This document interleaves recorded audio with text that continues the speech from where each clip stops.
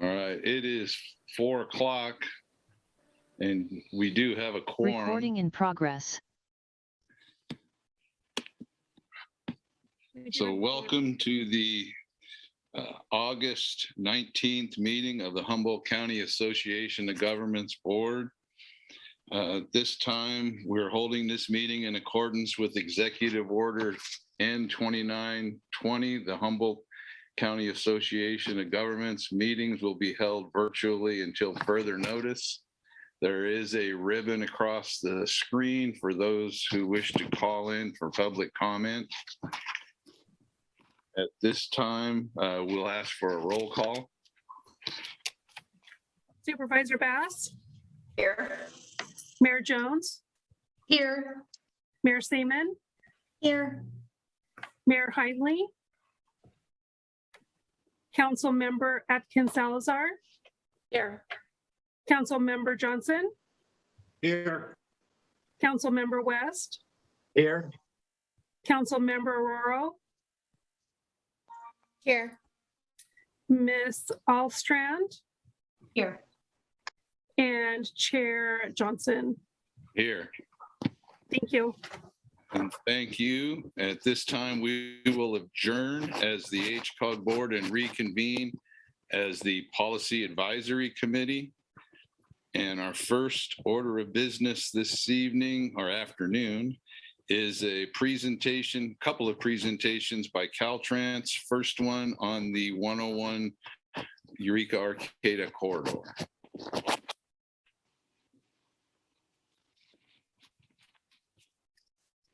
Good afternoon, everyone. This is Jeff Pimentel. Can you guys hear me okay?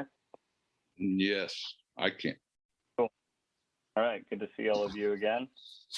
Having me. So I wanted to give you guys a brief update on a couple items regarding our Indianola Undercrossing project, which is the bids had opened on that project on July 22nd. So there were 3 bidders on the project. Unfortunately, all 3 bids did come in above the engineer's estimate. And all this information is actually public online. The bids range anywhere between 50 million up to about 59 million. The engineer's estimate was just slightly under 45 million. The other element of what's going on with the project is that the 3 bidders all have filed bidder protests on this project. So our construction staff are still currently evaluating and analyzing the bids, trying to determine the best, I guess, action and next steps forward. Our 2 options would be to award and recommend award to one of the bidders, or we're also reviewing and strongly considering repackaging and re-advertising the project. And for kind of legality and legal reasons, since formal decisions haven't been made and filed and approved on one direction or another, I'm not able to really speak to too much more detail than that at this point, but just want to communicate that finding a direction forward on this will be done very soon, and it is a priority for the district, and all of our management is engaged in this all the way up to our headquarters staff. We've been engaging our attorneys in Sacramento, that our legal branch of Caltrans, to review and help the district determine the best action forward. I have been keeping Beth in the loop continually as things have been unfolding. And so I expect to know more likely before the next board meeting. And so as I'll be giving those updates to Beth, and Beth has even been a part of some of our discussions and meetings, I'll be giving those updates to her, and I'm sure she can share information with the board. But I do plan on coming back to the board next month to give you guys a full update as well. So unfortunately, it's a little complicated, but we're just trying to be careful and make sure that we're making the right decisions. And I am, as I said, looping Beth into that. The way we see it, it's not necessarily unilateral Caltrans decision. It is HCOG is our partners and a large funding component of the project. So I'm keeping her in the loop, but we are getting our advice and direction both from our construction management and our legal team on the protest, especially because we want to be sure that we don't put ourselves in a bind moving forward. So anyway, the next item I wanted to update, but I'll pause for a moment to allow any questions, is on the mitigation. But before I move on to that, I'll allow any questions that the board may have. Does anyone have any questions for Jeff about this? Yes, Mike, this is Gordon Johnson. And Jeff, can you tell us the nature of the 3 various bid protests that were received accompanying the bids? I'm probably going to punt to that the protests they should be public online, and what I can do is find that link and send that to Beth, and Beth could distribute that to the board. I just don't want to speak to those in a public forum, I guess, that could misconstrue, because there's just they're rather lengthy and have a lot of detail to them. So I think it would probably be better served to direct you guys to where those are located. And then if you guys have further questions, either to myself or I can engage any other staff, such as from our construction branch, that might be better versed to answer some of those questions and break down the bidder protests. And my second question would be, what did the bidders see differently than the estimators saw? So a large part of most of the increased costs that we saw from the engineer's estimate was in the specialty work with the column supported embankment, which was the construction method we had to shift to due to the soft soils out there, and the also length of time and risk to failure of the embankments should we had attempted to construct them just with a conventional embankment approach with allowing settlement and various lifts with the embankment.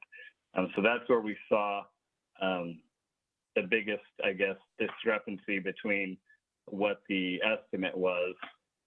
We did, when we prepared our engineer's estimate, there was quite a wide range of costs on that work.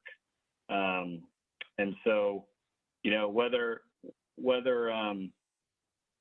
we've seen some very interesting economic forces, in the past year and a half or so in light of the pandemic and a lot of other things going on. And so whether it's those forces playing on the bids coming in, I can't really, speak for that for certain, but that's where we saw most of the differences. And so anyway, we'll be discussing all of that as well and considering things as we look to potentially repackage and re-advertise the project or not and recommend award, but that's what we're evaluating at this time.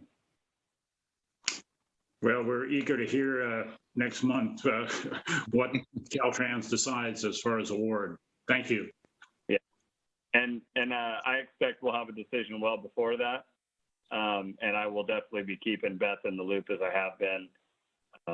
So I expect that, and I'm not sure if you guys have a communication line, in between board meetings where you guys communicate just on topics in between, but if you guys have that communication line, then there's definitely going to be that opportunity because I'll be giving her that information in real time.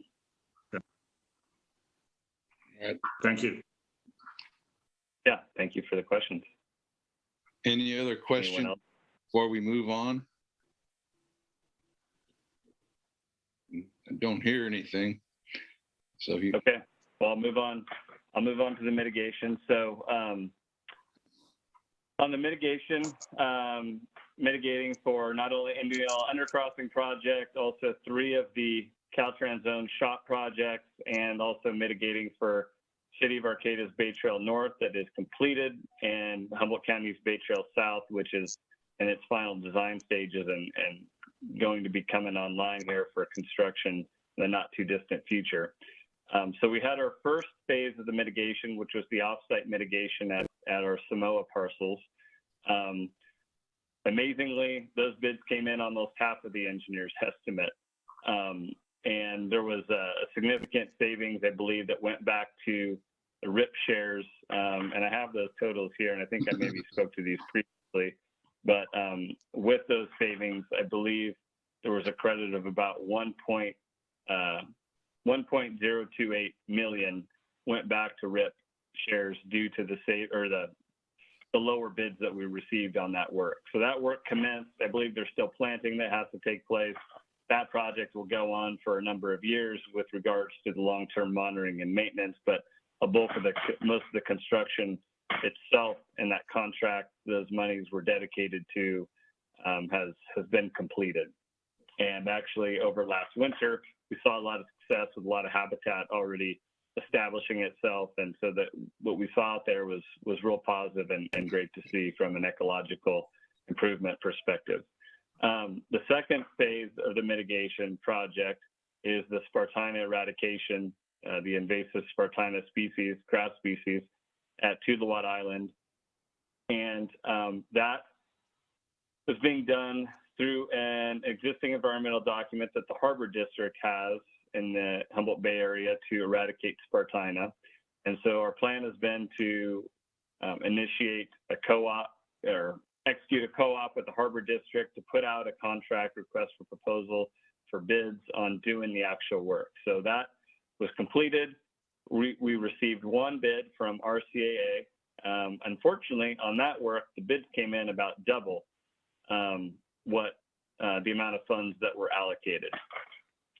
And so we were expecting the bids to come in around, I think, just under 4 million. The bids came in over 6 million. We met with the RCAA, we met with the Harbor District because our estimates were based on a lot of logic from experts that had done Spartina work in the region. And so they weren't, while we don't have a lot of experience doing Spartina eradication work to where we can base our estimates like we base the unit cost of asphalt or concrete, we don't see a lot of variations in those prices because we have a lot of data on this. We didn't, but we did sync up with people that done the work to try to get good estimates on the amount of time, labor, hours, materials that would be needed to do the work. So what I saw on that and the rest of our team saw is that we wanted to meet with them to make sure that the assumptions they were making in their bids and the plan to do the work was correct, because we saw a big disconnect. So we did find some discrepancies, and in meeting with them, we were actually able to reduce the cost by about $750,000, about $750,000. And Beth was actually a part of those meetings. So that was real positive. Still, nonetheless, the cost is much higher than what we had allocated. But on a positive note, we had a substantial savings on the development of the mitigation. So we had, between our P&ED zero, what we call our zero phase, our project approval environmental document phase, and our design phase, we had a total of just over $3 million allocated to do that work. And we actually completed all of the work within just over $800,000. So with those savings here, and I sent this to Beth, see what the savings were. Pull that up here really quick.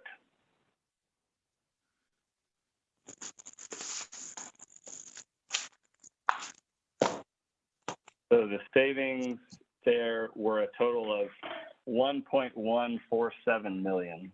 So on the capital side, with the low bids for the Samoa wetland creation work, we saw a credit of 1.028 million back to RIP, and the project development costs that we saved on the mitigation brought back 1.147 million back to RIP. I'm sorry. I'm sorry, that's correct. So when you add those together, the total was 2.175 million. So between the two savings, 2.175 million went back to RIP shares. I did some rough calculations on the Spartina increase that we have. And thankfully, the split between the ITIP, which is funding a large portion of both projects, the Indianola project and the mitigation, the ITIP is kicking in 85%. RIP is kicking in only 15%. And based on my calculations, and these still need to be vetted by headquarters, but I'm calculating about $225,000 would be the impact to RIP in order to be able to award the contract to RCAA to complete the work. The ITIP would have to kick in an additional 1.26 million roughly. So considering the savings of, were they just under 2.2 million, we're looking at needing a little over, probably between 200,000 to 300,000 would be safe to assume. Like I said, headquarters does their calculations, but this is just based on what I'm seeing. Obviously, on the Indianola project, that's unknown at this time. If we do move to repackage and re-advertise, obviously there is the chance that bids could come within the engineer's estimate, within the allocated amount. But we did see that the bids had already come in above. But even then, even to the second bidder, that was the second low bid, which was at 57 million on Indianola. I believe the impact to RIP was going to be about 1.1 million. So still overall, kind of what I'm seeing in a worst case scenario, based on the bids we had gotten, which we're not necessarily awarding, we're uncertain at this time, and what we need additional in the mitigation, we'd still be under the credit that was given to the RIP on the mitigation. So I just kind of wanted to put that in perspective. But obviously the goal is to save as much as we can. And you know, that was a big reason why Beth and I went back to RCA and the Harbor District to try to coordinate assumptions and see if there were any savings. And thankfully there was $750,000 savings there. So now my understanding on the additional, and these are right-of-way funds for the mitigation, is that we do not need CTC approval to get the additional funds. On right-of-way funds, if the total funds being expended are under $10 million, the debit to ITIP and RIP happens at the completion of the project. So we do not need to go to the CTC for the additional funds. They do the accounting afterwards. But since there would be an impact to the RIP shares, I've been communicating with Beth. There would obviously need to be an approval by the HCOG board for us to move forward and award that contract. My understanding in talking with Beth in the past few days is that we wouldn't be able to vote on that total today. I don't even have a solid total on that today, but I expect by the next board meeting, I would have what that total would be, and I'm hoping that we could make that an action item to vote on that so that we could proceed with awarding that contract. And at that time, and well in advance of that time for the agenda, I will work with our headquarters staff to solidify what that total amount that we'd be voting on. So anyway, I feel like that was a lot of information. Hope it wasn't too much or too detailed, but I'll open it up for questions if anyone has any on that. Any questions for Jeff on the mitigation?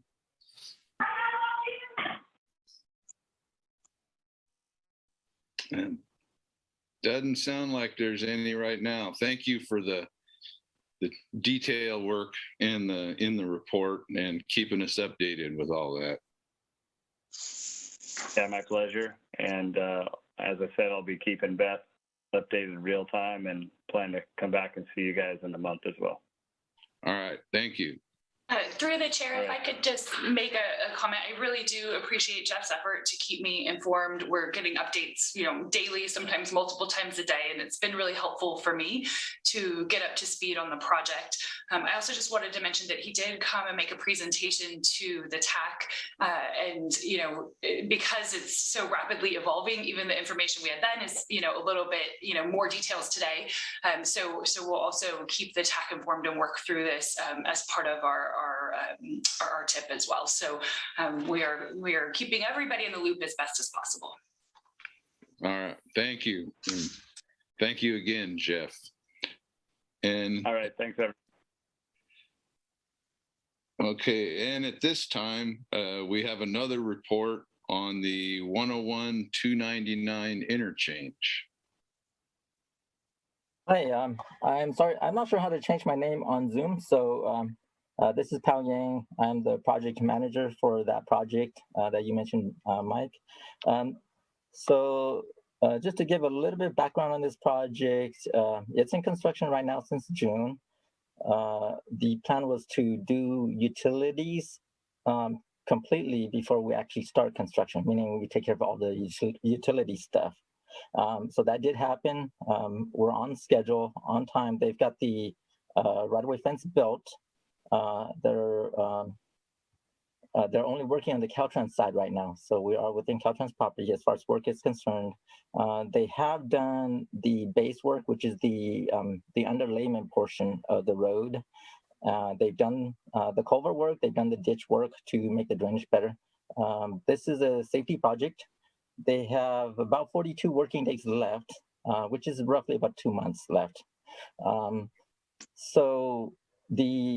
touch a little bit on the right-of-way concerns, Caltrans did follow proper procedures. We paid all the property owners involved properly. Everything's done according to our normal procedures. There is no condemnation. So everything is going according to plan, based on schedule, based on right-of-way compensation. Everything's just right on track. If there are any questions, I'll answer any questions. Any questions for Powell? Yes, Mayor Jones. Yeah, hi. Since this interchange affects Blue Lake quite a bit because we have a lot of commuters using it to get to Arcata and Eureka and other places, is Caltrans going to do some kind of assessment on what the speed limit should be on this new interchange? Because right now, I think it was 35, but are you going to be doing some assessment on what the speed limit should be on that interchange? This project specifically involves the ramp on the northbound 101 to eastbound 299. Are you referring to the overall interchange, meaning all the ramps? No, just this one. Are Oh, you going to change the miles per hour? Okay. Yeah, it was a safety project. I'm a little bit late to the project, meaning I got to the project after the design phase. But typically what happens with Caltrans is, especially for a safety project, they try to find out why we have the safety issue, and then they try to remedy that. So if it's maybe a speed limit concern, then they would look at that. If it's something else, maybe sometimes weaving or like traffic weaving, or maybe too much traffic, they would have looked at that. So because it has gone through all of our normal procedures for safety evaluations, then I'm going to say that has been done. I'm not aware of anything that has not been done. Some areas do not necessarily require a speed change. On this one, if you want the specific records, I can look for that and get back to you. But because it is a safety project and it has gone through our normal process for safety projects, typically we go through what we call is a safety review, and especially for safety projects. So it has passed through that. So if you need further details, I can send that to you. But that's our normal procedure, and I can't see us not going through our normal procedures, especially for a safety project. Okay, thank you. Any other questions?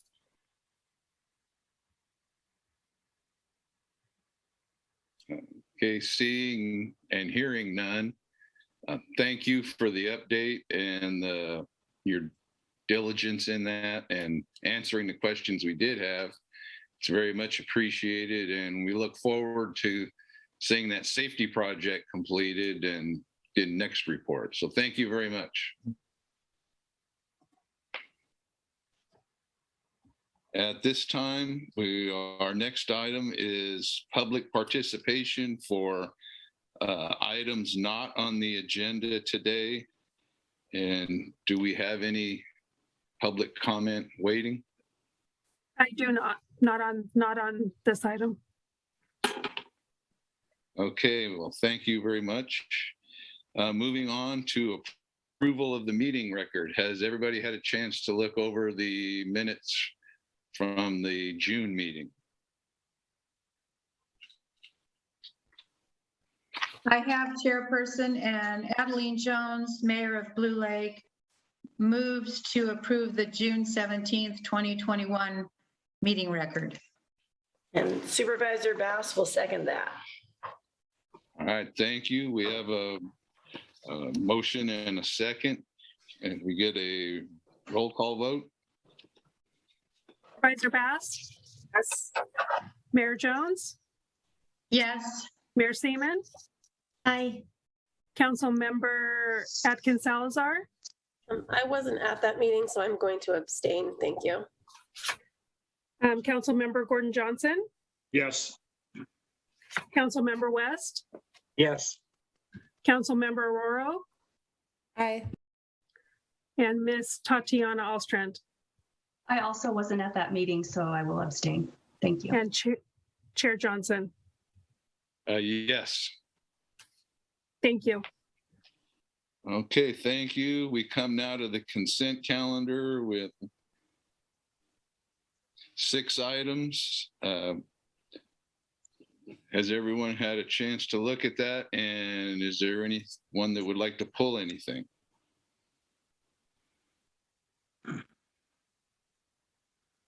Seeing none, we'll entertain a motion for the consent calendar. I'll move to approve the consent calendar. Mayor Seaman. Second by Gordon Johnson. Okay, again, we have a motion and a second. We have a roll call. Supervisor Bass, Yes. Mayor Jones, yes, Mayor Seaman, Aye. Council Member Atkins Salazar, Aye. Council Member Gordon Johnson, Yes. Council Member West, Yes. Council Member Aroro, Aye. Ms. Tatiana Alstrand, Yes, and Chair Johnson. Yes, Thank you. Motion passes. and thank you. At this time, we come to the PAC action items. First one being the coronavirus response and relief supplemental appropriations. And do we have a staff report? Yes, I'll be giving the staff report. So this was, as you mentioned, coronavirus response and relief supplemental appropriation dollars that came to HCOG for distribution. And there's 2 pots of money related to this funding. One is following basically the state's STGB formula, which is like a block grant formula. And so through that portion of the funding, HCOG received $649,621 for distribution between our member entities and our region. And then there was another pot of funding or formula distribution that came through the state STIP formula.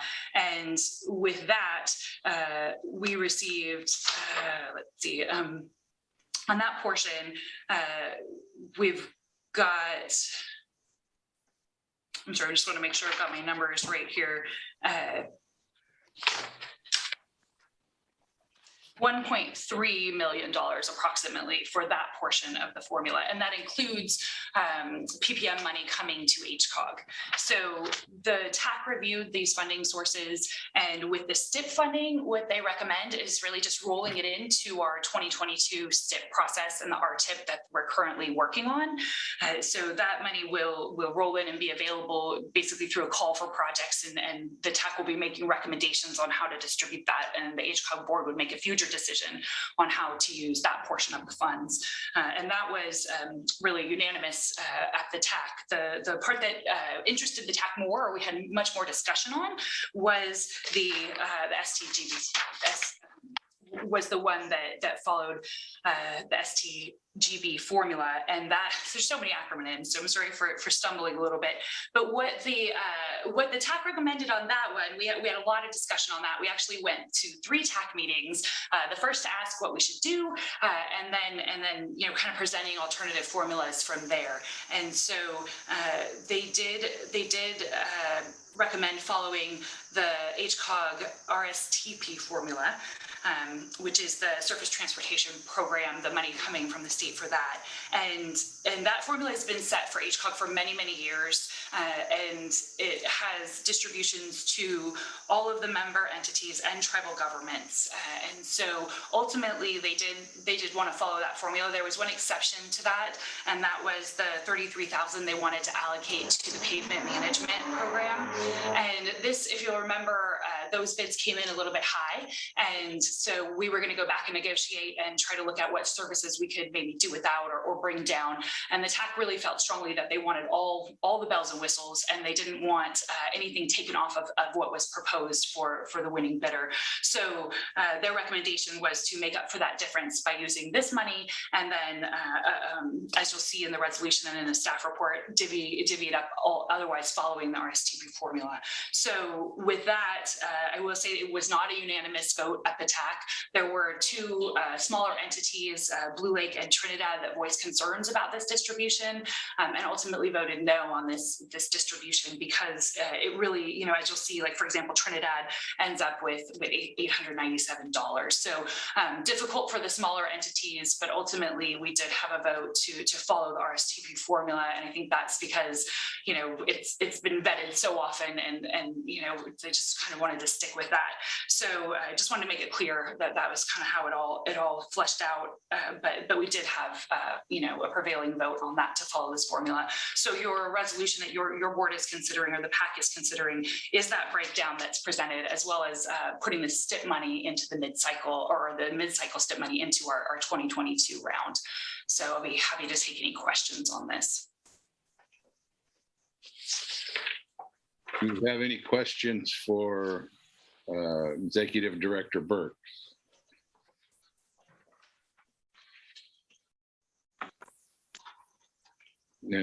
Is there any public comment? Mayor Jones has a question. Oh, I didn't see her. I'm sorry. Yes, Mayor Jones. Yeah, I was curious to know what tribal governments are we talking about here? Would you break that down for me? Yeah, they're all the same tribal governments that participate in our TAC. So that I can kind of go off the top of my head here, or grab my list. That would be Blue Lake Rancheria, Karuk Tribe, Trinidad Rancheria. Who am I forgetting? Bear River Band, Yurok. I think I got all 5 there. Am I missing anybody? Forgive me if I am. But all the same tribes that do participate in our TAC, and that money essentially flows through the county. So it would they would need to work together to identify the projects, and then work with County Public Works to essentially receive the funding for whatever projects they plug in. Okay, thank you. Any other questions? HOOPA, sorry, I failed to mention HOOPA. Okay, were there any public comment?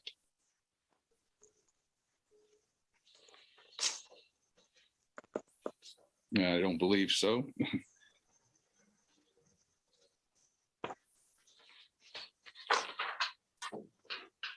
like a motion? Yes. Okay.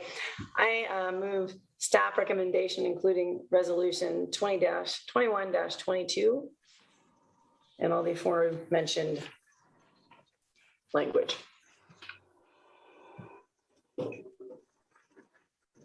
Do we have a second? I'll second that. Stacy from Arcata. Okay, we have a motion and a second. And I always lose track. Roll We call have a vote. roll call. Supervisor Bass, Yes. Mayor Jones, Yes. Mayor Seaman, Yes. Councilmember Atkins Salazar, Aye. Councilmember Gordon Johnson, Yes. Councilmember West, Yes. Councilmember Aurora, Yes. Ms. Tatiana Alstrand, Yes. and Chair Johnson. Yes, Thank you. Motion passes. thank you. Moving along now, we come to the Regional Transportation Plan update with the administrative draft for the tribal transportation element. And do we have a staff report and person reporting? Yes, I'll give the staff report on this one. So HCOG has included the tribal transportation element in the RTP since 2008. And as far as we know, we were the first regional transportation planning agency to include this type of element. Since then, I think Lake and Mendocino counties have followed our lead. So I think it's pretty neat that HCOG has been a trailblazer in this type of element. So new this year, though, to the tribal transportation element are goals and policies. They weren't in there before. And so we wanted to make the element consistent with the other elements and have goals and policies related to this topic. So the proposed policies, I want to go over those. The first is supporting the mission of the North Coast Tribal Transportation Commission and the formation of a joint powers authority for the purposes of applying for a seat on the HCOG board. There was a resolution included with your packet. The criteria for applying for a seat on the HCOG board was developed some time ago. So this would just be advocating for support of the Joint Powers Authority that would allow for them to apply. And then the other piece of that is the North Coast Tribal Transportation Commission supporting their mission. And that is really compatible with the goal that's proposed currently in this element, which is that tribal communities have safe, efficient mobility options. They benefit from equitable access to transportation resources and have strong interjurisdictional partnerships for advocating and solving transportation issues for tribal communities. So that would be the first policy. And also the second policy is supporting legislation that would remove the limited waiver of sovereign immunity from the Streets and Highways Code and expand eligible project types that Caltrans can contract directly with tribes on. So there's some history to this one. And currently the Streets and Highway Code includes certain restrictions limiting when Caltrans can contract with tribes and requiring this limited waiver of sovereign immunity when it is allowable. And so the consequences of this are that it's just proven to be a barrier in sort of the tribes receiving money once they're awarded projects. It takes a lot of extra time. And there's kind of two aspects to that. One is on a fundamental level, really any request to waive sovereign immunity, it erodes tribal sovereignty. And given the history of, sort of tribal sovereignty being compromised, I think that it's understandable why tribes are weary to waive any amount of their sovereignty. So I think that's some of the historical level. On a practical level, what it means is that Caltrans often has to work with intermediaries such as Federal Highways or the BIA in order to award contracts to the tribe, and it can cause a lot of delays. So this is happening statewide, and in fact, the CTC has the California Transportation Commission has a legislative priority to a recommendation to also change this language. But locally, one example would be in Hoopa, there was a Safe Routes to School project awarded in 2015. And due to all of these complications, they are still waiting for that project to be funded and be able to work on it. So it creates a lot of extra delays. And, I think that, this is really just kind of a policy that staff has recommended, including in order to make sure that our tribal partners have quicker access to the money that's been awarded to them and not have to compromise our sovereignty in the process. So that's the purpose for including that one. And the third policy is that HCOG would support Caltrans initiatives to review all the named assets located on the state transportation system and propose assets to be renamed that have any correlation to anything discriminatory. So that's something that Caltrans has an initiative for, and we would want to express support for that. Our staff's proposing we express support for that. And all of these policies really fit nicely into the equity intentions that we're expressing in the Renewing Communities chapter, which is the next item on the agenda.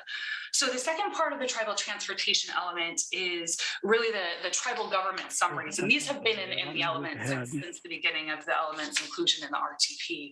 So I want to just quote one piece of that chapter, which is from the California Transportation Plan, and that is that as sovereign nations, Native American tribal governments have the authority to make and approve transportation plans to further their unique community goals.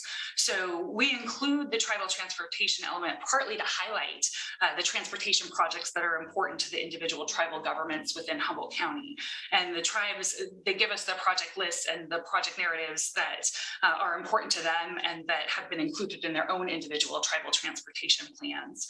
So I will say that one particular project, the Trinidad Rancheria's 101 Trinidad Area Access Improvement Project, has generated a lot of public comment. We get a lot of calls about this project. We had people coming to speak at the TAC, and I think we have public commenters today as well, specific to that project. And I just want to frame this a little bit about what the role of the tribal transportation element is in relation to the specific projects. And again, it's really to highlight what the tribes have told us is important to them. So the Trinidad Rancheria did receive funding actually through HCOG's 2018 RTIP for the environmental and planning stages of this project, and partly due to contracting issues that we just mentioned in terms of when they can contract with Caltrans and waiving sovereign immunity. There's been delays in them receiving the money, so they just in fact received the money that was programmed for them in 2018. And so where they're at right now is there's an RFP out to hire a consultant to help them through this early planning phase. And once the consultant is selected, the Rancheria has committed to making a presentation to the HCOG board about the project, including what the avenues are for public participation as the project moves forward, the CEQA process, and really the project timeline. So once they have their consultant on board and they can get that together, that they're willing to come to the HCOG board and present that information. So again, I just want to say that the purpose of including this project in the tribal transportation element is to highlight that it is a priority project for the tribe, but it's really not the spot where we would get into the finer details of that project and how it's going to proceed. With that, I would close my presentation and be happy to take any questions. Do we have any questions for our executive director?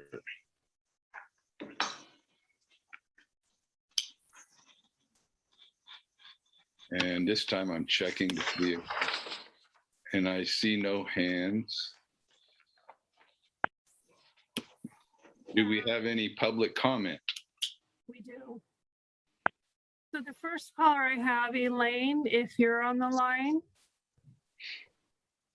Oh, hello. Can you hear me? I can hear you. Oh, great. Thank you. I'll go. Thank you for taking our question and comments. And when you speak to Jeff next, tell him nice drum kid. Should I keep going? Okay. My name is Glenn Pollock. I live with my wife, Therese Pollock, and our daughter, Sage. And we live on 736 Southwest Haven Drive. And before I get into our concerns, I just want to apologize for the hundreds of years of atrocities to the tribal communities across this nation. I totally understand, especially in 1957 when the road was split, that to take back their land, no doubt about it. So, yeah, it's a tough position everyone's in. So for our concern, we live literally Southwest Haven Drive off of 6th Avenue. Our road is a foot from our front fence, and our neighbors live in the same situation. And I went through and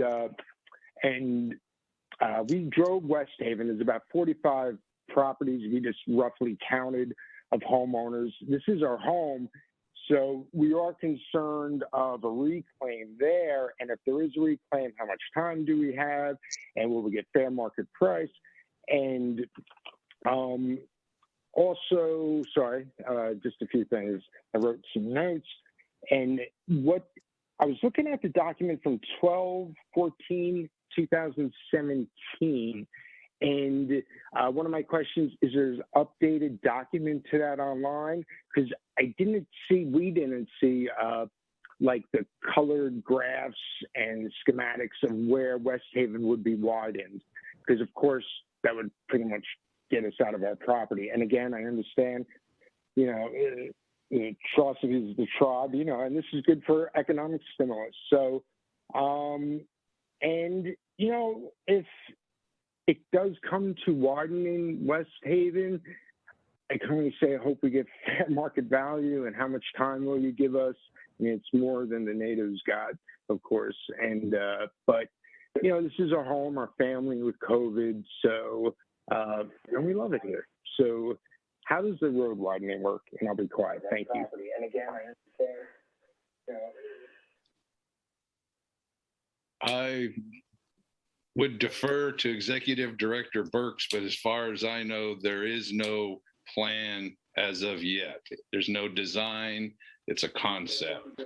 Market value and how much time. Chair Johnson, that's correct. And I do want to be a little careful just because the agenda item is the broader tribal transportation element as opposed to like this individual project with all the details of where we're at with the design. I'm not familiar, I'm not sure which document this 12/14/2017, there are project study reports that have been approved by Caltrans, but again, those, like you're saying, those are concept reports that are produced. So I don't think, again, the consultant will come when we have a more formal project to really discuss. I'm not sure we're going to have the details to be able to respond to these kinds of questions tonight.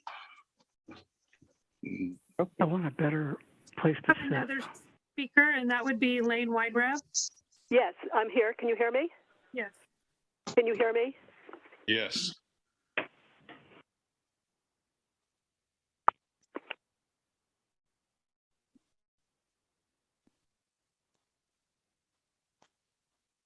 Can you hear me? Hear you. Can you hear me? Yes. Okay. Hello, board members and staff. My name is Elaine Weinreb, and I've lived in West Haven for 34 years. I'm also a retired transportation planner and environmental planner from Caltrans.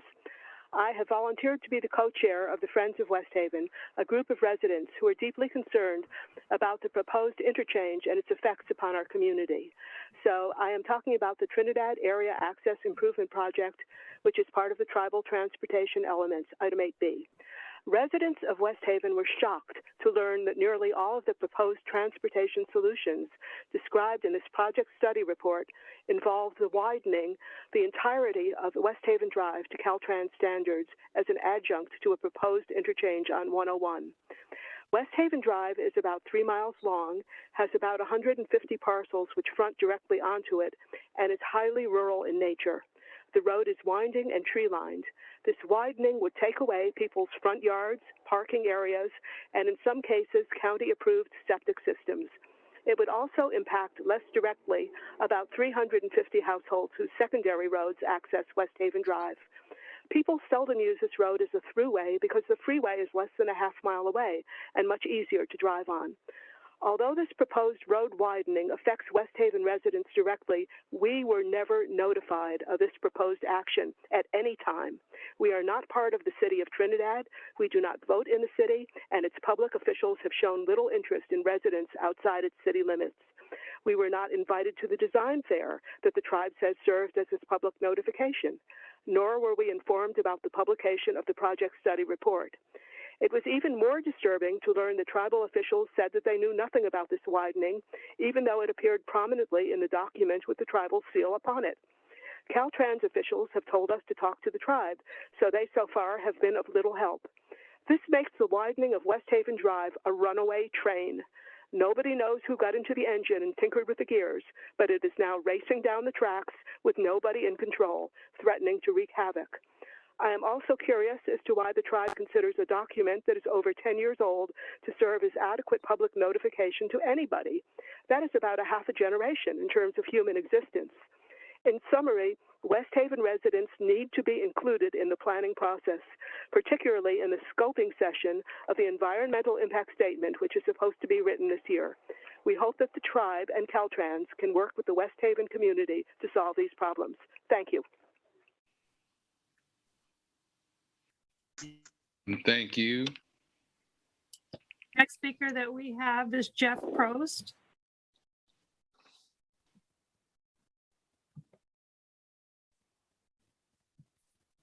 Good afternoon. Can you hear me? Yes. My name is Jeff Proust, Proust. I'm here today to urge you to include Friends of West Haven as an official stakeholder in general transportation planning for the West Haven community, including the project approval and environmental document phase of the Rancheria's transportation plan. I know this community well, having lived here for 40 years and having served as teacher, principal, and superintendent of Trinidad Union School District. 6 alternatives in the 2017 Trinidad Access Project PSR involve a widening of West Haven Drive. These alternatives concern not just those with property on West Haven Drive, but all local families who use the road for travel, exercise, or recreational riding and walking. Here is a summary of our concerns. First, public response clearly indicates that the community does not support the widening of West Haven Drive, but we have no current representation in planning. Second, because many local homes began as logging cabins prior to the establishment of modern road right-of-ways, home setbacks from West Haven Drive are often very close to the road. Widening would bring about loss of property square footage for many homeowners. Third, diminished street setbacks would result in compromised child safety, increased noise level, removal of structures, displacement of county-approved septic systems, and driveways so shortened they would no longer be able to hold a car. 4, widening would result in significant loss of property value for many local residents. It is very unlikely that financial reimbursement from eminent domain would come even close to the actual loss in property value. 5, road widening would likely create more demand for new construction, radically changing the rural aspect of this community.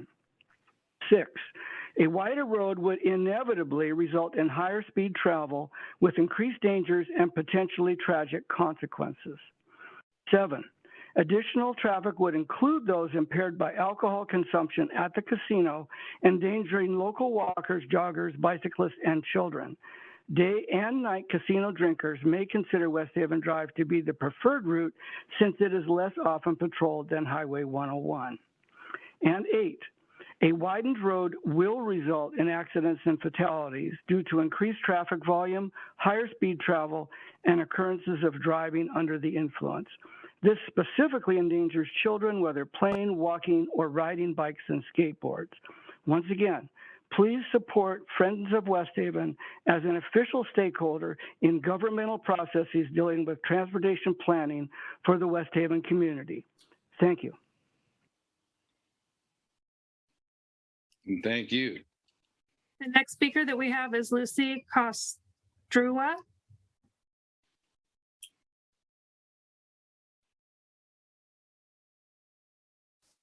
Lucy, if you're on the line, now's your time to speak.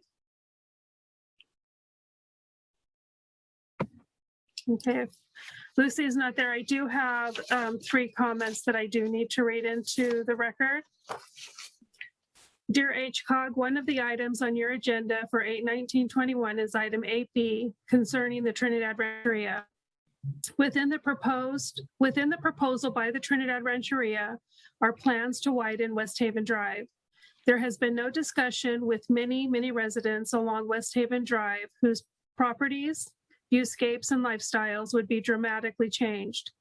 I have lived in Trinidad since 1976 and near the north end of West Haven for over 40 years. I have no wish to see the road widened by 15 to 30 feet, destroying trees, houses, yards, and lifestyles. I doubt you would find many people living on West Haven Drive who would want to see such a change. We aren't asking for the road to be widened. I am asking that you reject any proposal to widen the road. Please consider what makes Trinidad and West Haven special. It is the scenic beauty. We do not need a wider road encouraging more development with faster traffic. We do not need more businesses drawing more visitors and future residents to a precious area whose very character will be lost with the impact of more people crowding the streets, beaches, and trails and the development that follows. Please do not allow so many people along West Haven Drive who love the area just the way it is to involuntarily have growth pushed upon us. Please hear our voice. Audie Voss.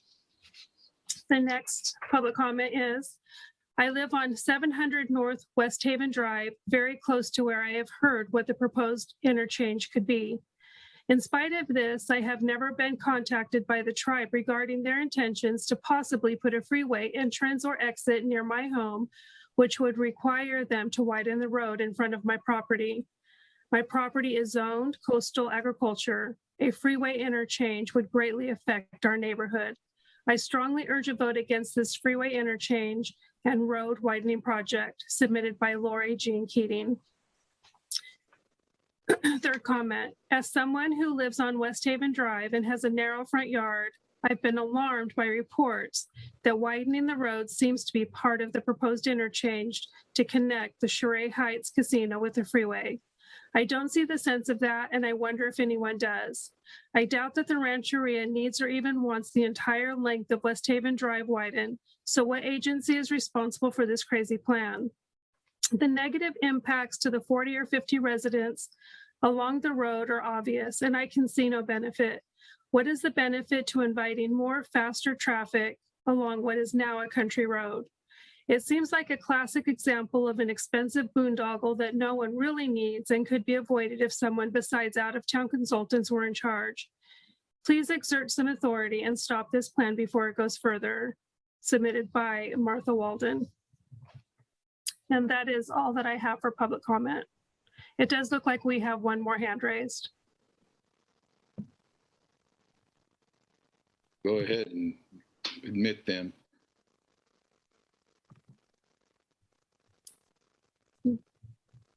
Number 1963, you can speak. Hi, can you hear me? Yes. Yes. Chair Johnson, can you hear me? Yes. Thank you. My name is Jackie Hostler Carmison. I am the Chief Executive Officer for Trinidad Rancheria, and this is my project. I've been working on this project since I went to work for the Rancheria in 2007. This is the tribe's highest priority project, and the tribe has been working on this project actually since the year 2000, so 21 plus years. We have been going through the Caltrans process for those 21 years, and we have done everything we can possibly do to ensure that we take into consideration all of the entire community. There's a lot of misconception about the project. The tribe itself does not wish to widen West Haven Drive. That is not our goal. The tribe's goal is ingress and egress to Trinidad Rancheria reservation land. When the highway bisected Trinidad Rancheria tribal lands, the tribe was never given ingress and egress to their own trust land. So Trinidad Rancheria's goal is to gain ingress and egress. Our desire would be for it to be extremely small, extremely simple, and just a road in and out of the reservation, but that we found is not possible. We have worked diligently with Caltrans as part of the PSR PDS and the design exception. In order to get to where we're at, we had to consider all design alternatives. What folks in West Haven are seeing are design alternatives that were talked about to evaluate potential improvements to the surrounding roads. So it is nothing Trinidad Rancheria wants to pay for, nothing we want to, force on anyone. We do want to connect tribal lands, and that could be as simple as a walking bridge on our own property. However, as Director Burke said earlier, it's premature to decide. We will be entering into the environmental phase, and we finally have been able to put an RFP out for our consultant so we can begin the work on the EIR. So I just want to calm everybody's fears. It is not Trinidad Rancheria that desires to take property or to widen West Haven Drive. It will be a process. It will be a CEQA process and a NEPA process, and we will be going through that process for several years, and we understand that. So we hear West Haven loud and clear, and, the tribe wants ingress and egress to their own land for safety reasons. We have folks crossing the highway with no safe crossing. Scenic Drive is failing. So there's a lot of other reasons that we need to construct some type of ingress and egress into Trinidad Rancheria. And in fact, Governor Newsom has apologized to Native American tribes. And I really appreciate the gentleman from 736 South West Haven Drive. There have been atrocities. There has been land stolen. And in fact, the tribe, when the highway went through, lost about 20 acres on the other side of the highway and never was able to gain any access to that land. So it's an environmental justice issue for Trinidad Rancheria. We want to work with everybody. We don't want this to scare people. I think people are very fearful, and there's a lot of accusations, none of which we feel are accurate. So if you have any other questions, I'm here to answer them. Thank you. We have one more speaker, Lucy. Do I press star 6, Elaine? Go ahead. Star 9. 9. Hello? Hello? Hello. Hello? Can anyone hear me? Yes. Hello? Star 6.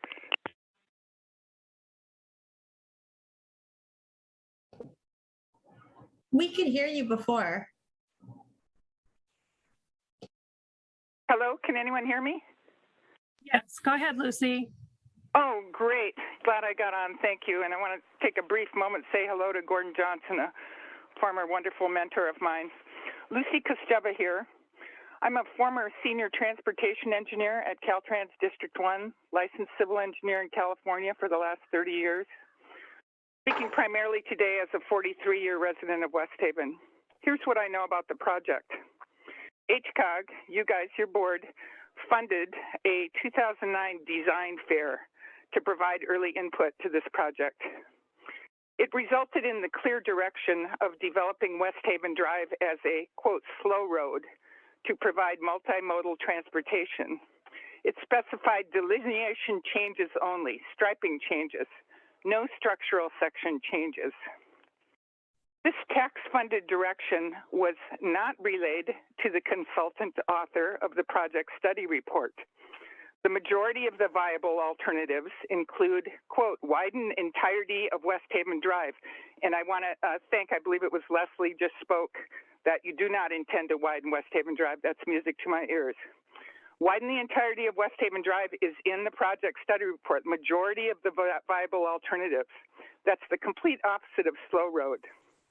A project of this magnitude is driven by its purpose and need statement.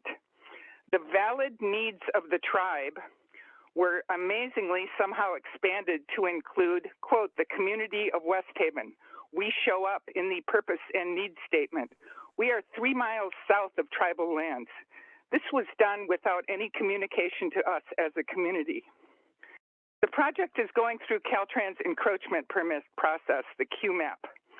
Hired consultants, just like Caltrans engineers, are required to follow the Project Development Procedures Manual, otherwise known as the Gold Book, to Caltrans engineers. It's our main Bible for how projects get developed. That policy appears to have been violated with respect to community involvement, Chapter 22, which dictates early identification of affected communities. Even though the community of West Haven was specifically called out in the purpose and need, we were overlooked as a rightful stakeholder. The tribe initially appeared unaware West Haven is even included in the project. Caltrans approved the PSR, but they only look at their own right-of-way, and that's understandable.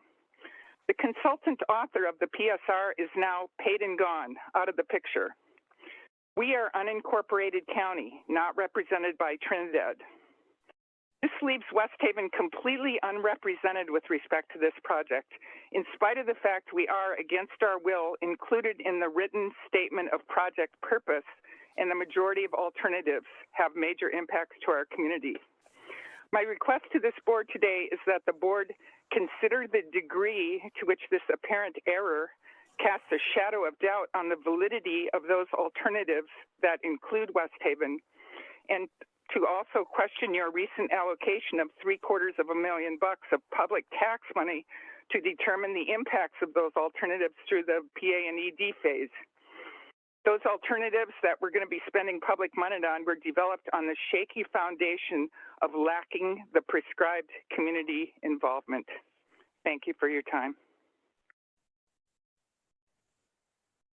Thank you.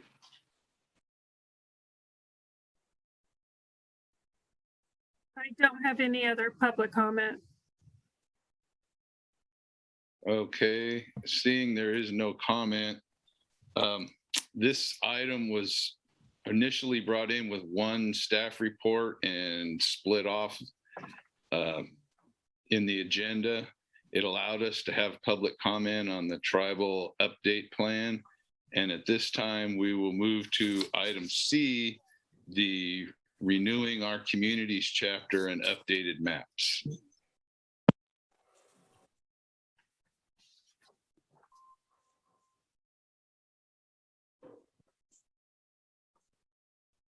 And I believe Executive Director Burks or Una was going to do that.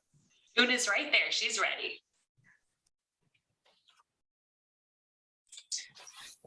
Una, you're on mute. Sorry. Hello, members of the board and PAC members and staff and friends. So before you today is a new chapter of the RTP update, which we are calling Renewing Our Communities, as well as 7 maps that have been updated. Not all the maps yet, but a good chunk of them.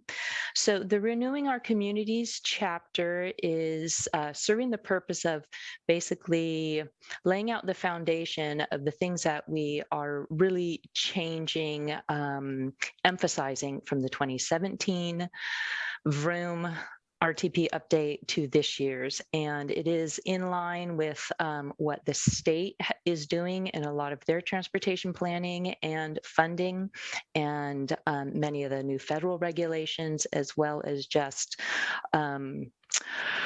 industry and professions in general, and that is that there is a more concerted and explicit effort to find actions to work against the global climate crisis. And there's also renewed emphasis to acknowledge and find actions to increase equity in our infrastructure investments, including transportation and housing. And also there is renewed acknowledgement and research and findings that the way we've built our transportation system is pretty unsafe for many pedestrians and bicyclists and people who aren't able to, aren't youngins who can walk really well everywhere. So research has found that there is what some people call an epidemic of fatalities and injuries, preventable fatalities and injuries, and that we can build our streets and communities better to reduce those injuries. So that's the backdrop, that we want to basically renew and refresh the transportation system so that we have beneficial outcomes for all those things. And that's what the Renewing Our Communities chapter is poised to explain.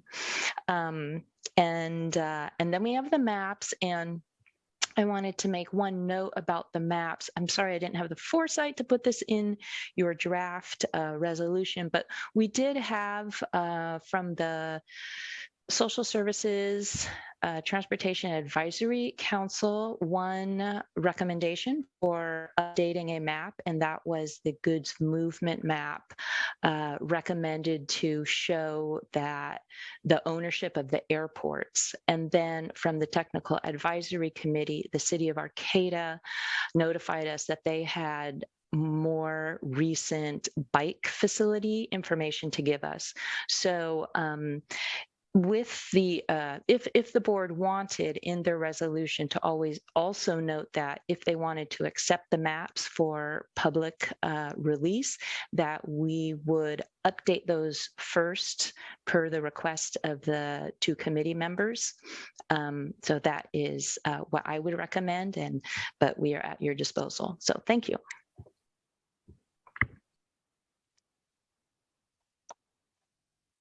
Okay, do we have any questions for Una?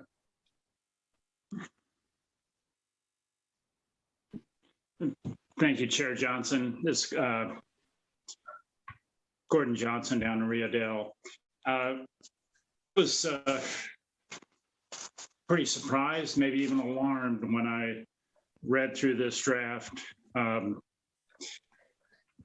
we turn to page 5 of the draft, race-based discrimination in U.S. transportation history? For generations, public bodies in this country have been complicit, wittingly or not, in oppression based on race. I guess my question is, is there documentation that HCOG or any of the HCOG members have been complicit in discrimination based on race? No, that comment is not to infer that any serving members have what you said. Well, why is it in there then? That is the historical context and the discussion of how we have set up transportation planning in the last professional few generations, and that is based on not research I have read directly, but from other resources that themselves had cited, but I did not read the original research for sure. Well, this is not Birmingham, Alabama. This is Rio Dell in Humboldt County. And if things have occurred, and they have, I'll grant you that. But I don't remember anything in my lifetime in Humboldt County. And I think that needs to be removed from the report. This is a Humboldt County document, not a United States or Birmingham, Alabama document. We do want to acknowledge with those two, I mean, the previous discussion was a little bit of the context of the history we talk about, the Native American tribes losing their land and getting kind of their travel routes usurped. But I would need your direction. This was an element that was already approved by the board, but of course, you can make any changes at your discretion, of course. Well, I was not on the board last December when this was approved. Had I been on the board, I certainly would have raised my concerns at that time. Sure. And I was ignorant of it. Going down to the last paragraph on page 5, recent examples in 2020 during COVID-19 pandemic, Black Lives Matter protests illustrate transportation policy that may be benign for privileged and white class, but precarious for Black, Indigenous people of color. Is that true of Humboldt County? Were the people that were protesting Black Lives Matter, were they protesting transportation issues?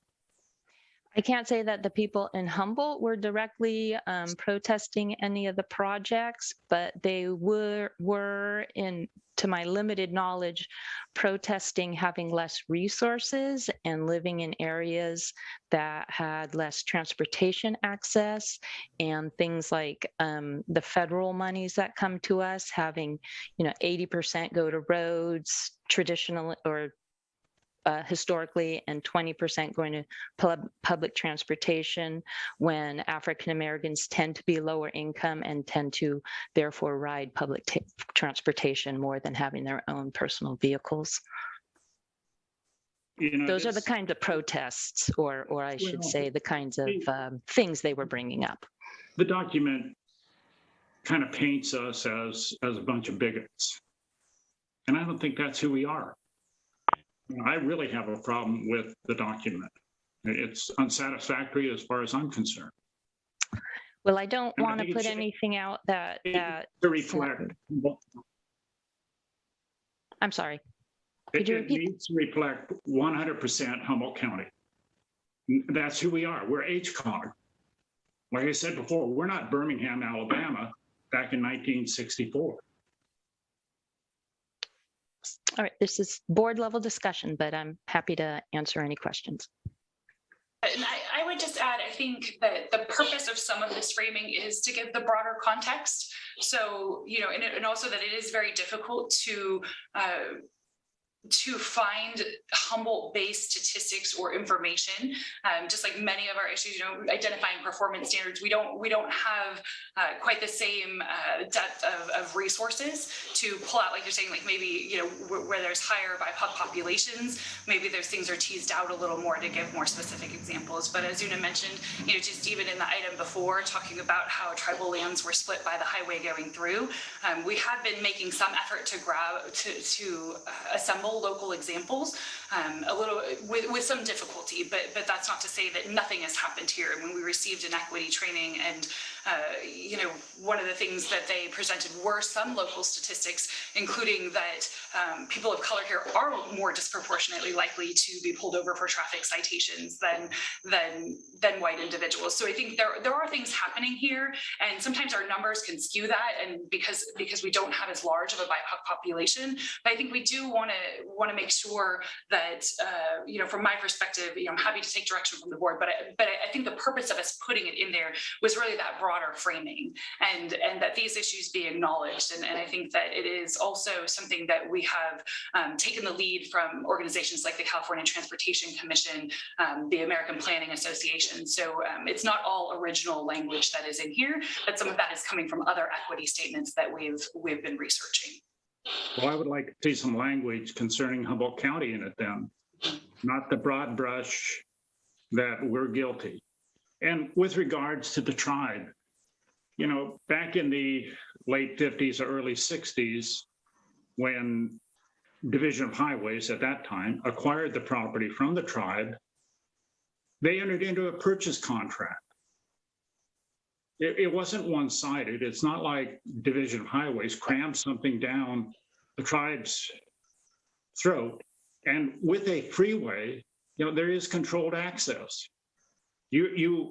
Part of the purchase price is that you give up your right to access to your property. That's what freeways are all about, controlled access, so that we don't have a driveway every 100 feet where there's a change of property ownership. That's the difference between a freeway and an expressway. So I take exception to the previous presenter as being maybe not totally factual in the presentation. Thank you.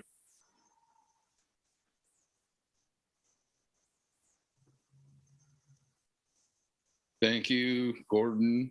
And perhaps we can change some of this language to include earlier, change the previous paragraphs you referenced while still including the statement of commitment to fighting injustice and inequity, so that we're recognizing and while recognizing that the inequities did not originate in Humboldt County. Well put. Thank you.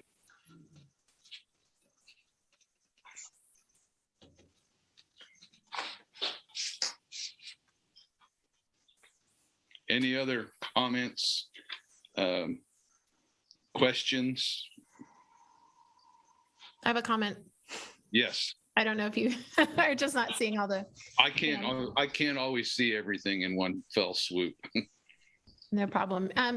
Yeah, I appreciate that this speaks about historical inequities throughout our country. I think it's pretty clear from the language used that it's talking about public bodies in this country that have been, whether they were or were not aware of it, part of this history. I know that I have certainly heard from people in this community to this day who don't feel comfortable taking the bus or don't feel comfortable biking because they're afraid that the color of their skin will impact their safety. So I think it's worth, and those issues have to be dealt with directly by the agencies that are responsible for maintaining roads or providing transit. And, they are very seriously considered in that decision-making. But I think it's, not a stretch to say that nationwide there have been issues past and present with treatment of people based on the color of their skin or their country of origin.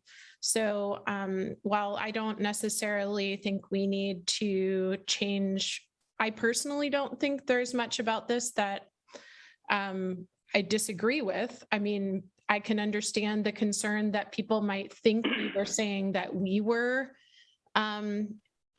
intentionally behaving in a way that none of us would want to behave. So if there's language that can clarify that we're talking about, transportation policy in this country having led to historic inequities and we want to be part of changing that, then, I think clarifying language could be helpful. I do remember this coming before us in December. I was not at the meeting where this was approved, but I did see the board packet. And anyway, I don't have any recommendations to remove text, but I think additions of clarifying information could be helpful. And in the future, any information we can compile locally about this topic would be really valuable.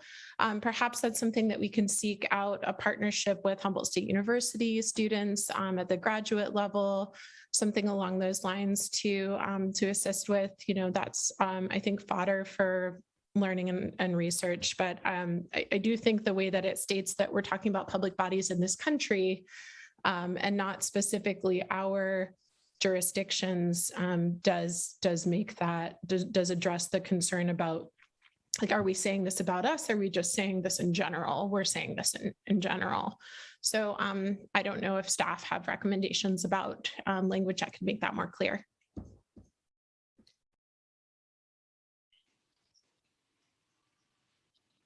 Any other comments or questions?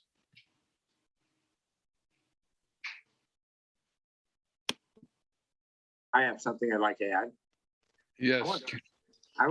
We kind of left the public comment a little bit ago, and I kind of want to go back to it. I didn't want to stop what Natalie's idea was. So, but I'd like to go backwards a step because we didn't get done with that. Shall I do that now, or you want to continue? Let's finish this component and then we can back. give you a chance to. Because they seem they're both together, so Yeah, it was a agenda snafu. Okay, so. This was but does anybody have what thing to speak to on the renewing our communities?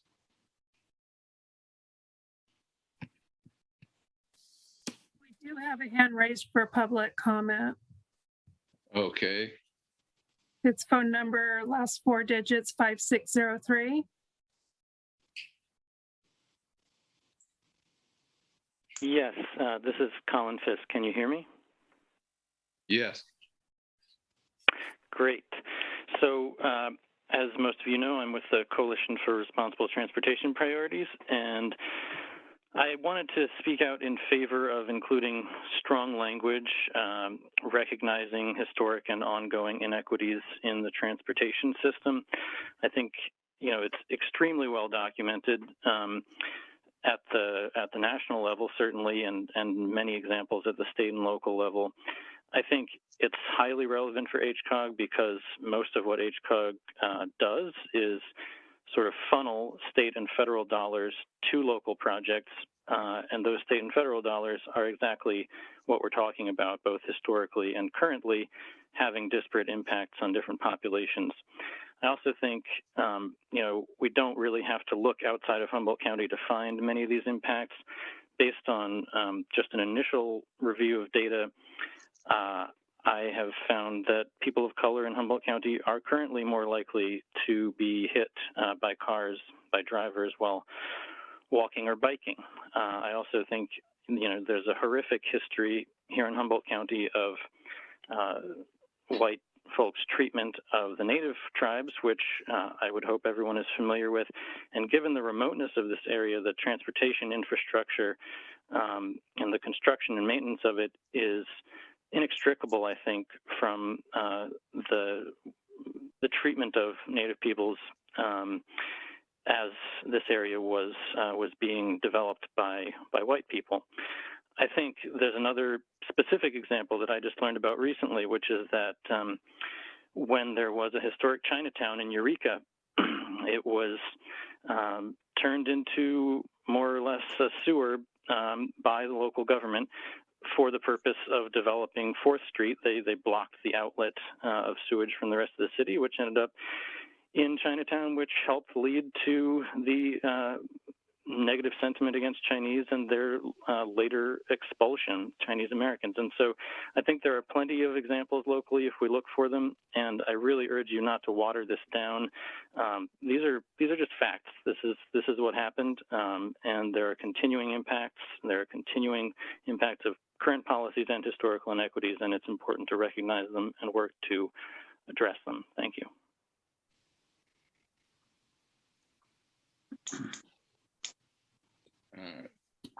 Thank you.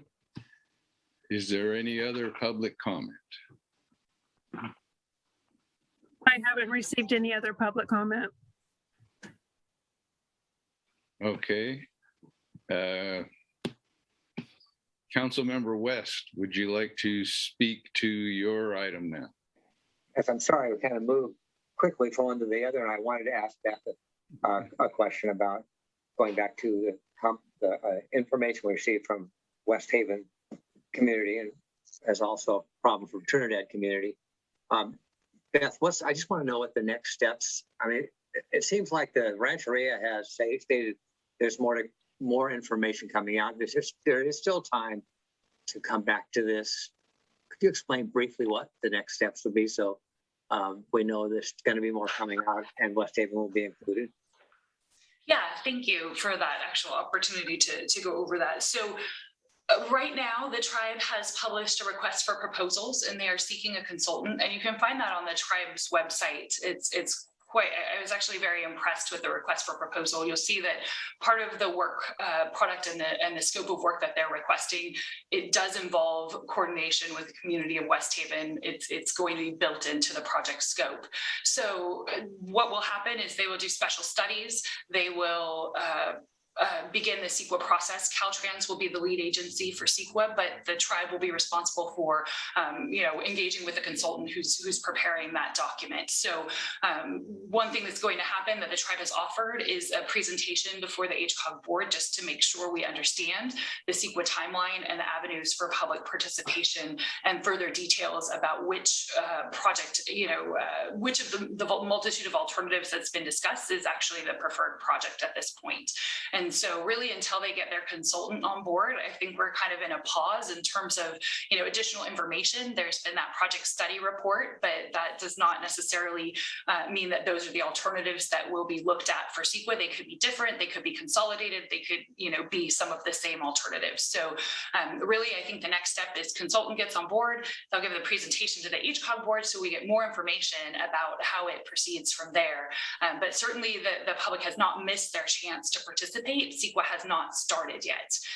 The first step in CEQA will be a notice of preparation, which is a public notice that goes out, and everyone can give their comments then, and those comments will need to be addressed in the draft DIR, environmental impact report, that will be prepared. So still ample time. I will say that this is not an HCOG project, so when it comes to the board, it will be informational, and there's nothing for the board to approve in terms of the CEQA process. That will be Caltrans that approves the CEQA document. We would be an interested party, and certainly we can keep the board up to date about those documents. And if the board wished to give a formal comment, that's something we could consider. But it's not an HCOG document that that would be approved by a document that would be approved by HCOG. Thank you. Yeah.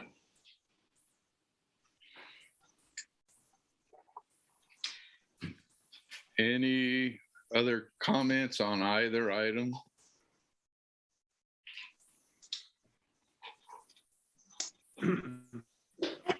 Question about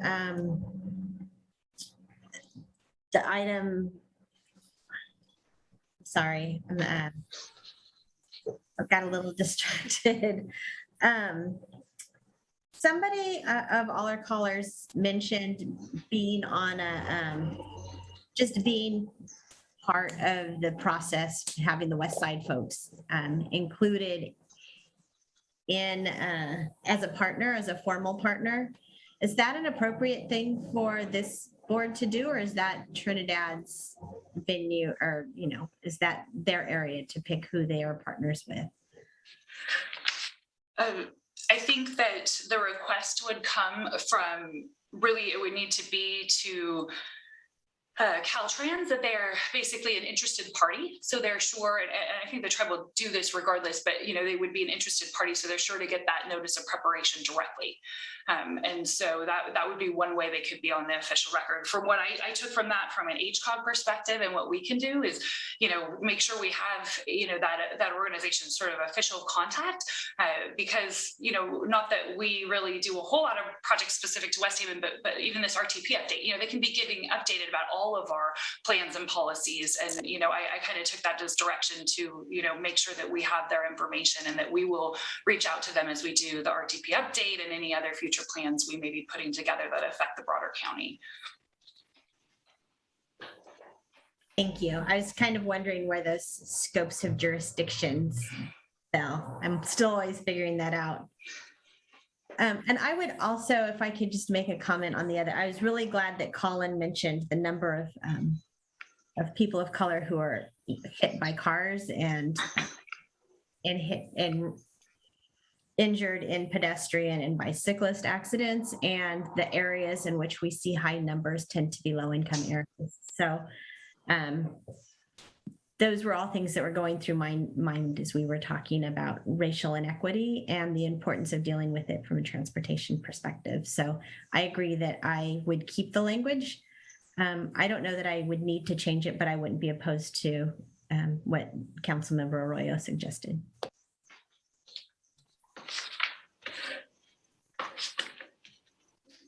Okay. Any others? Or at that point, we would entertain a motion regarding both of these items in one. The motion is on the staff report. but with language addressing both the maps, if we want to include language to update the maps before they're submitted for public comment, and the same with the renewing our communities if we wanted to change the language in any of those items.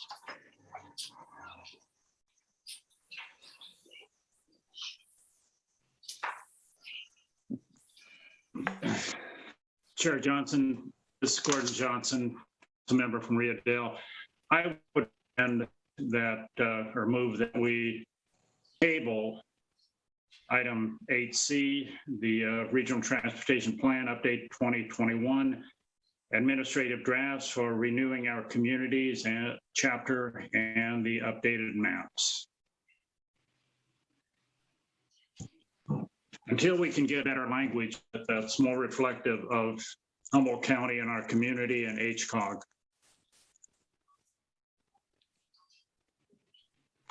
Is there a second?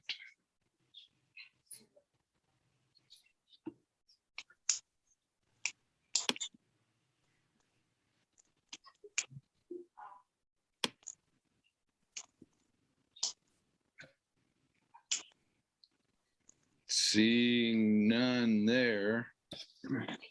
Motion dies.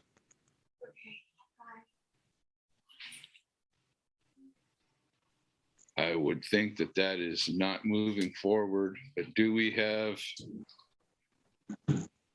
a motion for adding language for the maps and or language for the renewing our communities?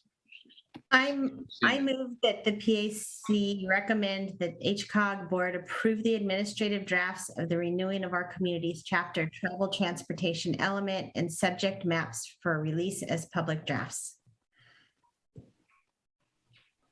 I second that. Mayor Jones. Does that include the updated maps? It had the maps in the wording. I know, but I thought Chair Johnson asked for some language about updated maps, so I just wanted to make sure. Oh, I was reading the staff's recommendation, so I guess I would ask staff, does that and subject maps, is that including the updated maps or old maps? I assumed it was the updated ones. What I was looking for was specific language because the maps that you saw don't have the 2 requests we got from committee members to update it. So if you wanted us to go ahead with the maps you have seen to go public and wait for another iteration, or allow us sight unseen to make the corrections requested and release those for public comment. Does that make sense? So if I would just like to keep the maps that we've seen, but I don't want to necessarily, so can I make it without taking the whole map part out? I'll just make the motion and not include maps in the motion. Or as the motion stands, I would understand it to just release the maps that you have in your packet. And what we might want to do, Susan, is that also add some language to add the 2 more maps that have been suggested by staff. Okay. Suggested by staff. Then I will do that. Let me reread this. Sorry, I'm going back and forth on my computer. I'm not. So you just need to add that at the end of your motion, just add and accept maps as updated by staff, or the extra 2 maps that will be updated by staff. Okay. Can I move as Jones suggested, Mayor Jones suggested? Do you catch that? Whoever's taken the minutes? That's what I'm saying. Have it, thank you. And I would amend my second to include that as well. Okay, we have a motion and a second. Can we get a roll call? Yeah, Supervisor Bass, Yes. Mayor Jones, Yes. Mayor Seaman, Yes. Councilmember Atkins Salazar, Aye. Councilmember Gordon Johnson, Councilmember West, Yes. Councilmember Aurora, Yes. Miss Tatiana Alstrand, Yes. and Chair Johnson. Yes. Thank you. Motion passes. All right. We are at the point where we would entertain a motion to reconvene as the HCOG board and approve the PAC recommendations. I'll make that motion, Supervisor Bass. Exactly what you said. I'll second. Okay, we have a motion and a second. Can we get another roll call? Yes. Supervisor Bass, Yes. Mayor Jones, Yes. Mayor Seaman, Oops. Yes. Councilmember Atkins Salazar, Aye. Councilmember Gordon Johnson. No. Councilmember Johnson, this is on, well, let me just go ahead. Councilmember West, Yes. Councilmember Aurora, Yes. Ms. Tatiana Alstrand, Yes. Chair Johnson. Yes. Thank you. Motion passes. Okay, at this point, we move into item 10, which is a discussion of resuming in-person meetings. And I believe this will be chaired by Executive Director Burks. Yes, thank you. So I'm a little bummed we have to have this discussion again, actually. I know I got direction from the board that we would be resuming in-person meetings in September. One of the things we talked about during that discussion was that those of us who were vaccinated would not need to be masked at that meeting. And it seemed that that was influencing some decisions. So as we know, there is a indoor masking requirement throughout the county at this point. So if we resume in-person meetings in September, it would be, as things currently stand, that we would all, vaccinated or not, need to be masked. So I just wanted to confirm that the direction is the same, that if we want to resume in-person meetings in September or not. Currently, the executive order that's allowed for these virtual meetings is set to expire at the end of September. There are, going through the legislature, some Brown Act changes that may allow these types of meetings to be more common with or without a pandemic or emergency, or some changes that would suggest that as long as we were in an emergency situation, we could have these type of virtual meetings. But as of right now, those aren't adopted, and the governor has not changed when the executive order is set to expire. So as of now, we have the choice for September to be in person or to be virtual, and then perhaps we'll know more at the end of the month if that would be an option that would extend further than September.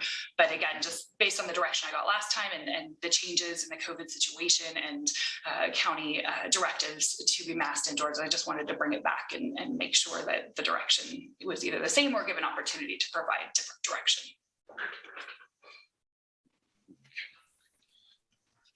Is there,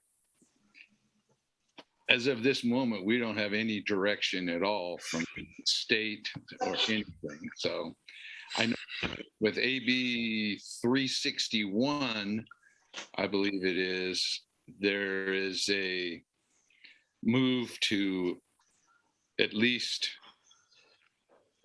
if needed, allow the boards to move to virtual meetings in the time of a declared emergency without having to wait for an executive order, but it would allow us the flexibility also, the way it's written, to continue. Once we get to that point that we're back in meetings, we will be able to stay in person until we decide to make that change. So does anybody have any comment, insight? experience with the, oh, yes, Councilmember West. I think it's, I'm looking at everything that's going on. We're working with the high schools and elementary schools on our youth group programs. Everything is being shut down and everything's going back to masking. I think we should be responsible to show that it's not time yet to be meeting as a group. I'd like to see us postpone this as long as the problem continues in Humboldt County. I think we need to postpone meeting in person. So. I'd like to ask a question too, if that's okay. Yes. You know, I know, well, we were going to go back in and then that kind of took sideways turn. But I thought the city of Eureka was back in. So I was going to ask Mayor Seaman to tell us what you guys are doing, because you were, and are you still? And I was actually just going to raise my hand and say, well, we have gone back to meeting on Zoom. So we met once. We met once with a mask. Then we went back to Zoom.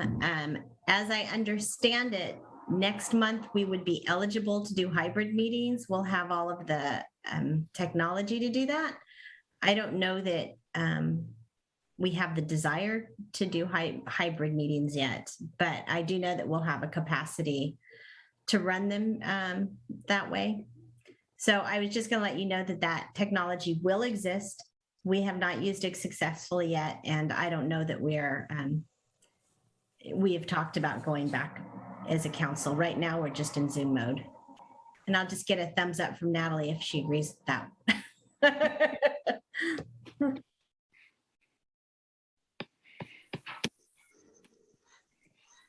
Okay, anybody else have anything to bring to the discussion on resuming or not in-person meetings?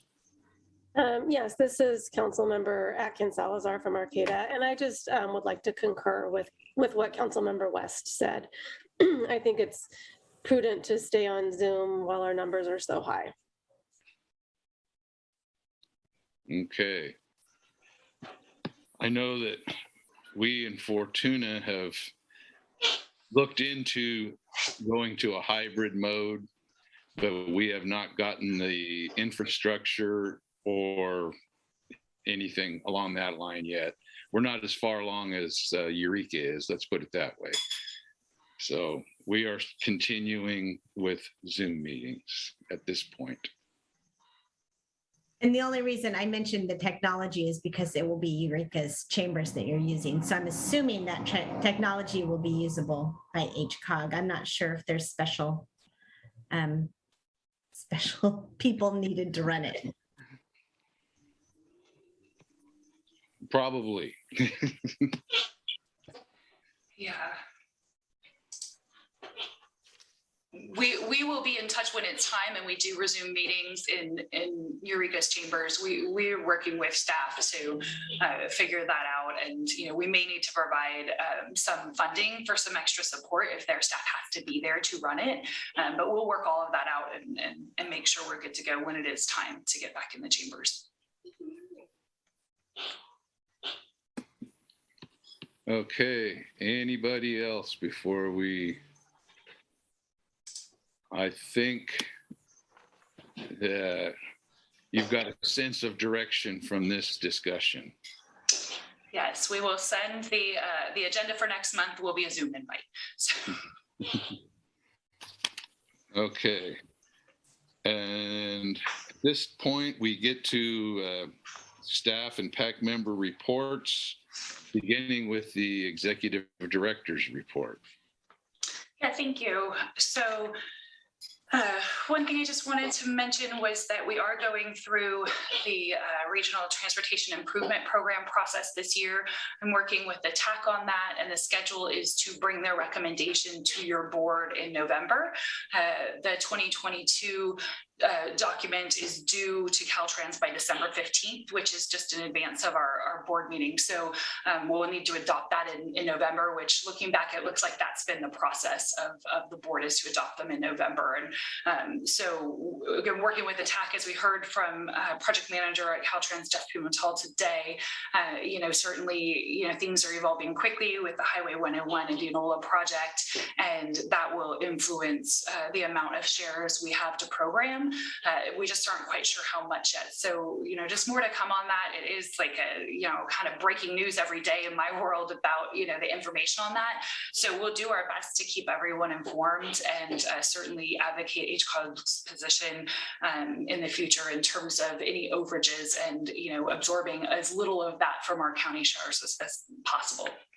So the other thing I wanted to mention is we do have a public meeting scheduled for the Regional Transportation Plan update. We've been doing pop-ups throughout the county, and on September 13th, we will be doing a public meeting via Zoom that we hope to kind of get, just broad participation. We're working on the presentation now. We will send the invite for that and save the date to all of you, so you know when that presentation is happening, but just to get it on everyone's radar. Also, I became aware of a Caltrans project, and this is called Clean California. I think this is really exciting and has some great potential for partnership with all of our member entities and potentially nonprofits as well. Statewide, there is $1.5 billion in this Clean California program going to address essentially litter and infrastructure enhancement and beautification, litter removal. And so there will be grant programs available for local governments that we can apply. There could be, it sounds like the guidelines have not been adopted. I'll be participating in meetings to develop the guidelines. The timeframe's pretty short. The money would need to be spent by June 30th, 2023. Things like, beautification, monument signs, murals, we can never get enough murals in Eureka. So, there may be good partnerships there. I think of Project Eureka that's done some great work cleaning up, and there may be opportunity for them and in other communities as well. It's not limited to highway infrastructure, at least not the part reserved for locals. There's also a part that is reserved for Caltrans, and Caltrans will be bringing us a project list to consider and kind of whittle down it and use their funding locally here for projects specific to the highway system. So more to come on this, but I wanted to put it on everybody's radar because I know we all have a lot of contacts that could really benefit. So I'll work on pushing this information out, but I think it's a great opportunity to, in all of our communities, look at some beautification efforts, and we'll do our best here at HCOG to be helpful with, applications and how that looks as we move forward. Then the last thing I wanted to mention is just that we did hire a new executive director, a new executive assistant, and her name is Linda Reynolds, and she's been brought on board. She is going to be eventually, clerking our meetings, and so you'll be hearing from her in the near future. And right now she's in training, so just welcome to her, and know when you see that name, Linda Reynolds, that it is an HCOG person, and that's our new executive assistant. So we're happy to have her on board, and we are now fully staffed with everybody, so that feels good, and we're working together well as a team. And that concludes my executive director's report. Thank you. Some good things there, and circulating the RTP is one of them, so we look forward to that meeting. And now we come to Caltrans reports, especially the good news we've just received on the last chance grade closure timing. Yeah, good news for sure. The long closures will be ending by August 30th. The process is going so well right now that it's looking like these 1 to 2 hour closures in September will be less likely, although still possible. Regarding the longer term solution, we recently narrowed down the proposed alternatives from 7 to 2. So there's alternative X, an engineered alternative that mitigates the landslide hazard along the alignment similar to the current highway, and then alternative F, the tunnel bypass. So we're looking to complete the environmental phase early in 2025 instead of 2026. There will be a public scoping meeting in November that's focused on 2 alternatives, and we'll kick off NEPA and CEQA. We'll begin drafting an environmental document next year for circulation, likely in 2023. And there are regular project updates put out on social media and the project website, of course, lastchancegrade.com. And as far as closures goes, there are current closures on State Route 299 and 36 due to wildfires, and Caltrans website or the Caltrans District 2 Facebook page have current up-to-date information on those closures. Thank you. Thank you. And is there any PAC member that would like to submit a report or any comments for Ms. Alstrand? I would, I have a question. I've been working a lot on, because the fires in 299-36 have been closed. Some of our businesses haven't been able to come up through 101 with the long trucks. I understand that at least one of our big companies, so they're starting to send their trucks across 199 and down Last Chance Grade. That is the preferred option because it's preferred to be no option at all. How damaging is that to the roads to have additional trucks, or are you noticing enough additional trucks that it makes a difference on there? I can't speak to that, but I can certainly look into that and bring that information back. I'd be really interested if you can get it. This has been a kind of obsession for the last week and a half, so thanks. Yeah, it's definitely a big deal. Chair, I have something. Yes. So HTA is currently doing a bus pass promotion for all systems, including Arcata Mad River Transit, for $50 a month. So it's a pretty significant savings. Just trying to get the word out about that. And I also just wanted to give a little bit of good news. As some people may be aware, HSU is temporarily hosting some students from Lassen Community College, approximately 100 of them. And we were also able to give them free month passes for transit. So that is just a nice thing to be able to do for folks who are fire evacuees so that they can get around in our community. So please tell people you know who use transit to check out our $50 promotional pass. And we're hoping to be able to continue to do that. And it's a great way to see, kind of how it works for someone to have one pass for all systems. Most of our systems are work symbiotically, but Arcata Mad River is still doing things a little differently. So it's nice to try out how it works just when we're all using the same pass. All right, thank you. And that is good. I have an Orca card for Sound Transit that covers everything from the ferries and the water taxi to light rail to the buses. So it's nice to have one card. All right, any other PAC member updates or comments and questions, or we will be adjourning? You actually. Oh, I was going to mention that we are adjourning to closed session. Yes. Okay, so those who are not part of the board, if you leave the meeting now, I don't think there's anything to report on when they return. Otherwise, I can put you in a waiting room.